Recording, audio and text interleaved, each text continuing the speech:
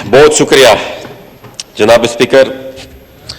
मैं जनाब स्पीकर आगाज़ उस पॉइंट से करूंगा जहां पर मुझसे पहले हमारे मोहतरम ख्वाजा आसफ साहब ने बात की। यहाँ पर गद्दारी का भी जिक्र हुआ और 124A का भी जिक्र हुआ, और हम तो फिर ये जो गद्दार होते हैं इनकी भी अक्सर अपनी दर्जात होते हैं, अपनी डिग्रीज होते हैं। हम तो शायद वो सुपरलेटिव डिग्री में आते हैं। जो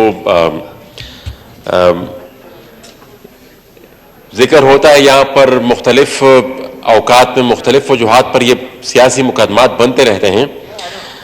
मुझे ये समझ नहीं आती कि आजकल भी एक लहर चल पड़ी है और एक मौसूफ लगे हैं पूरा दिन, किसी को सिराजुद्दौला कहते हैं, किसी को न्यूट्रल या जानवर कहते हैं, कभी कुछ कहते हैं कभी कुछ कहते हैं, लेकिन वो मुस्तस्ना है इस तरीके के, इस किस्म के केसेस से, इस किस्म के मुकदमात से। तो वो उस अमल पर ये एक मोहर तस्दीक सबत होती है कि शायद इस तरीके के मुकदमात या आपकी कौमियत और या आपकी सियासी वाबस्तगी वो इस चीज को डिफाइन करती है कि आपके साथ रियासत का सलूक क्या होगा। जो कुछ आज उनके जलसों में हो रहा है मेरे ख्याल में ये अनप्रेसिडेंटेड है। इससे मेरे ख्याल में 100वें दर्जे का आप यकीन नहीं मानेंगे, मेरे ऊपर चाय पीने पर भी ये गद्दारी का मुकदमा दर्ज हो चुका है। अब ये इंतहाई मज़ा का खेज बात है, लेकिन ये एक हकीकत है। और उसी केस में पिछले दिनों वाली वजीर की गिरफ्तारी भी शो की गई है। वो कराची के एक इलाके में हम किसी के फ्लैट में बैठे हुए थे और वो उस पर गद्दारी का मुकदमा कटा है कि भाई ये लोग साजिश कर रहे थे, चाय भी पी रहे थे। और ये जो आजकल हम सुन रहे हैं, बहरहाल ये एक बहुत लंबी डिबेट है, ये ना खत्म होने वाली डिबेट है। मैं यहाँ पर जिक्र भी हुआ परसों मेरे हल्के में शुमाली वज़ीरिस्तान में सबसे पहले ईदक गांव में एक खुदकश हमला हुआ एक फौजी कन्वाय पर, जिसमें फौजी चंद 3 फौजियों समेत वहां पर 3 बच्चों की भी शहादत हुई है। और ये कितना खतरनाक मसला है। मैं तो जब से असेंबली का मेंबर बना हूँ पहले दिन से इस बारे में मैं चीख रहा था कि भाई ये दहशतगर्दी फिर से सर पकड़ रही है, लेकिन अभी तक बदकिस्मती से कोई सीरियस डिबेट ही नहीं हुई। साथ ही साथ इस वाक़े के 2 घंटे बाद मेरे गांव डांडे दरपखेल में एक ही वाक़े में 4 अफराद को टारगेट किलिंग का निशाना बनाया गया है।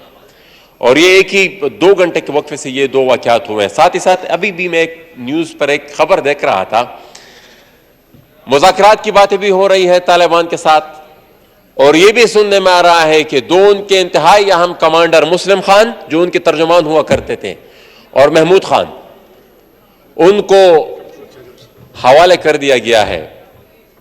अब ये किन शराइत पर हवाले किया गया है, और ये भी न्यूज में ये है, क्योंकि अभी जो रिपोर्ट में पढ़ रहा था उसमें मैं ये सुन रहा था, सच है गलत है, बहरहाल उस न्यूज रिपोर्ट में मैंने पढ़ा कि शायद उनको मोहतरम सदर पाकिस्तान की तरफ से माफी मिलने के बाद उनके, क्योंकि दे वर कन्विक्टेड।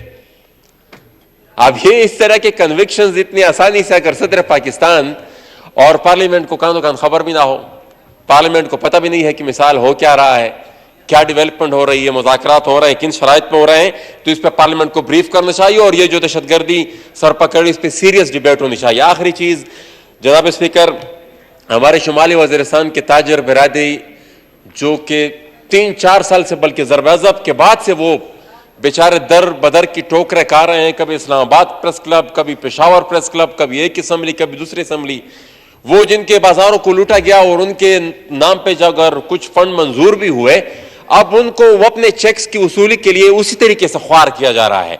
आपके पास भी लोग आए होंगे, क्योंकि आपके हल्के की भी काफी दुकानदार, वो मीरानशाह बाजार में उनकी दुकानें थी, अब वो एक चेक के पीछे उनको जलीलो ख्वार किया जा रहा है। वो बेचारे हाई कोर्ट में भी गए कि भाई ये प्रोसीजर गलत है, जिस तरीके से इससे पहले चेक तकसीम हुए उस तरीके से चेक तकसीम हो, लेकिन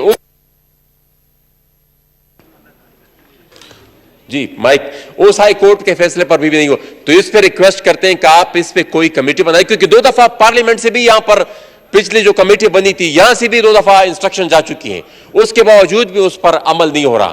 تو آپ سے گزارش ہے کہ اس پر آپ رولنگ دیں، اس پر ایک کمیٹی بنائیں، جو کچھ بھی کرنا ہے، لیکن اس کے لیے کچھ حل نکالیں، کیونکہ وہ بیچارے جو آلریڈی اتنے سفر ہو چکے ہیں مزید سفر نہ ہو. بہت شکریہ.